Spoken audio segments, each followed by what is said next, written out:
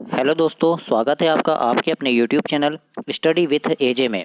इसमें आज हम देखते हैं आपके कक्षा 12वीं के जीव विज्ञान के कुछ महत्वपूर्ण प्रश्न हैं जो आपके परीक्षा की दृष्टि से बहुत ही ज़्यादा महत्वपूर्ण हो सकते हैं।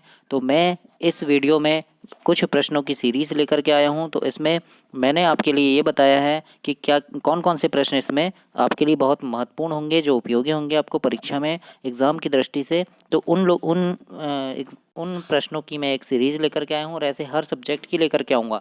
तो इसमें 1 अंक वाले प्रश्न, फिर आपके जो लघुत्तरीय प्रश्न आते हैं, फिर दीर्घोत्तरीय प्रश्न आते हैं, तो वो कौन-कौन से प्रश्न इसमें इम्पोर्टेंट हो सकते हैं। तो ये सभी पाठ के आपके जितने अध्याय हैं, सभी अध्याय के छँटे हुए प्रश्न हैं। तो आइए जानते हैं कि कौन-कौन से प्रश्न इसमें आपको पूछ सकते हैं। तो जैसे इसमें सबसे पहला देखते हैं हम, 1 अंक वाले प्रश्न हैं। जैसे एंडोथीसियम किसमें सहायक होती है, तो ये प्रश्न है। तो इन प्रश्नों को आप तैयार कर लेना ताकि आप ये प्रश्न अगर परीक्षा में आप पूछे जाएँ तो ये आपसे अच्छी तरह से बन जाएँ।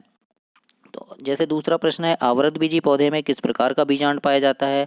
अगला है, प्लेसेंटा से स्रावित हार्मोन्स का नाम लिखिए। उसके बाद है, मानव गर्भावस्था कितने दिन की होती है। WHO का पूरा नाम क्या है ना। जनन स्वास्थ्य के लक्ष्य हेतु भारत सरकार द्वारा चलाए गए कार्यक्रम का नाम क्या है। गर्भावस्था में आनुवांशिक विधि का पता लगाने की विधि क्या है। तो ये सारे प्रश्न जो है बहुत ही महत्वपूर्ण प्रश्न हैं जो एग्जाम में अक्सर पूछे जाते हैं। और ये जैसे भूवैज्ञानिक समय सारणी को कितने महाकल्प में बांटा गया है। पेनिसिलिन की खोज किसने की है। और पारिस्थितिकीय तंत्र की मूल इकाई का नाम क्या है। तो ये जैसे 1 अंक वाले कुछ प्रश्न हैं। तो ये मैं आपको विज्ञान के पेपर के लिए दे रहा हूँ। जीव विज्ञान का आपका जो पेपर है उसमें इस टाइप के प्रश्न पूछ सकते हैं। तो इन प्रश्नों को भी आप जरूर से तैयार करके जाइएगा। अगला देखते हैं, जैसे लघुत्तरी प्रश्न में। तो लघुत्तरी प्रश्न में क्या क्या आ सकते हैं, जैसे अतिदोहन से क्या तात्पर्य है। फिर एक्टोथर्मिक एवं एंडोथर्मिक में अंतर लिखिए। डीएनए की पुनर्संयोजन तकनीक क्या है। बी कोशिका एवं टी कोशिका क्या है, अंतर बताइए। फिर मनुष्य के आवेशी अंग लिखिए। पेनिसिलिन को सचित्र समझाइए, पोलिनियम को सचित्र समझाइए। विपुंसन से क्या तात्पर्य है। फिर IUD क्या है। मेंडल ने अपने प्रयोग में मटर के पौधे का चयन क्यों किया। और अगला है, इसमें द्विसंकर क्रॉस को समझाइए। तो इस प्रकार के कुछ प्रश्न हैं जो 10-10 प्रश्न मैं आपको यहाँ बता रहा हूँ। इनमें से भी बहुत महत्वपूर्ण हो सकते हैं प्रश्न। ये सभी पाठ के छटे हुए प्रश्न हैं जो वेरी IMP प्रश्न हैं।